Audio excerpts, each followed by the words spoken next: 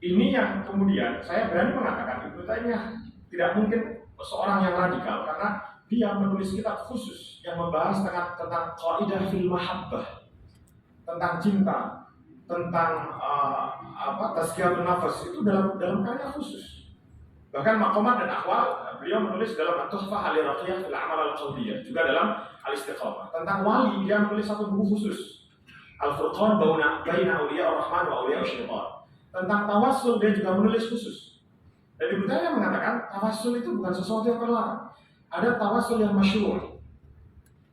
Jadi bukan hanya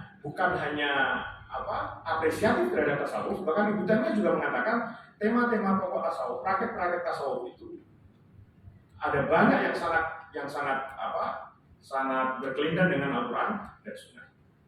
Selanjutnya ada kasyf, ada ilham, kemudian hulul, ittihad dan wahdatul wujud. Ini saya sampaikan di bab keempat. Kemudian fana dan baqa, wali dan wilayah, karamah dan mukjizat, tawassul dan wasilah. Yang terakhir yang saya temukan ini menarik karena ternyata Ibnu Taimiyah juga mengarang dzikir khusus. Dia menulis kitab yang berjudul Al-Kalim At-Thayyib yang kemudian disyarah oleh muridnya Ibnu Qayyim Al-Jauziyah, Al-Wabil As-Sayyib fi Al-Kalim At-Thayyib. Ibnu Taimiyah juga membuat ijtihad, menurut saya adalah ijtihad karena dia mengatakan dan ini menyarankan kepada semua muridnya bahwasanya di saat kamu dalam keadaan sempit, hati kamu dalam keadaan down, musibah, bacalah ayat-ayat sakinah. Dia mengumpulkan ada 6 ayat di dalam Al-Quran yang dia sebut sebagai ayat sakinah, dan itu akan membuat kita menjadi tenang.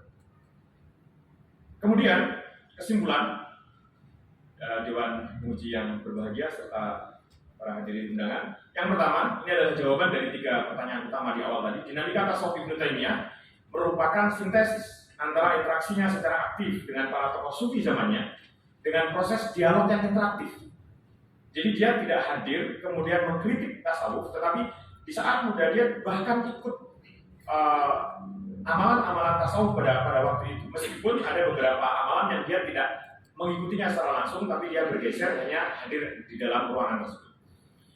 Ada 38 karya Ibnu Taimiyah membahas tasawuf dengan mengutip lebih dari 40 referensi teks sufi otoritatif saat menganalisanya. Jawaban dari pertanyaan yang kedua adalah praktek tasawuf yang populer saat itu pada zaman Ibnu Taimiyah, menurut dia kenapa harus direkonstruksi?